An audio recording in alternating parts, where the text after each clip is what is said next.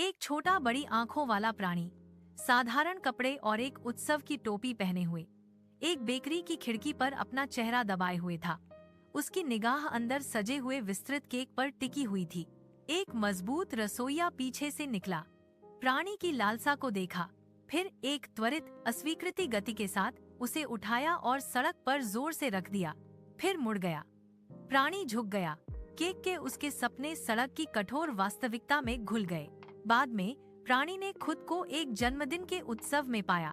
उसके ऊपर एक जन्मदिन मुबारक बैनर लहरा रहा था। फिर भी उत्सव के माहौल और हंसमुख, भव्य रूप से सजे हुए शेर और बिल्ली साथियों की उपस्थिति के बावजूद, जो अपने केक के टुकड़े का आनंद ले रहे थे, वह असहाय रूप से रोया। उसका दिल कुछ और चाहता था, एक वास्तविक जुड़ाव और खुशी की भावना जो मायावी बनी रही। विचारों में खोया हुआ प्राणी एक शांत पार्क में एक शांत मूर्ति के बगल में रुक गया। उसने उसके शांत भाव को देखा, फिर उसके बड़े भूरे रंग की आंखों में एक विचार की चिंगारी भड़क उठी। उसके चेहरे पर एक दृढ़ मुस्कान फैल गई। बिना किसी हिचकिचाहट के उसने सफेद पेंट की एक बाल्टी और एक छोटा दर्पण ढूंढा।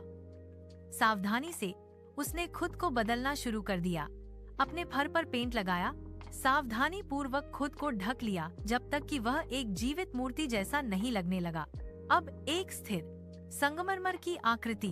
उसने खुद को एक व्यस्त रास्ते पर एक छोटे से स्टूल पर बैठाया। उसकी टोपी उसकी आंखों को छिपाने के लिए झुकी हुई थी। राहगीर तेजी से गुजरे, ज्यादातर उसे अनदेखा करते हुए, जब तक कि एक दयालु युवा लड़का उसके पास नहीं आया।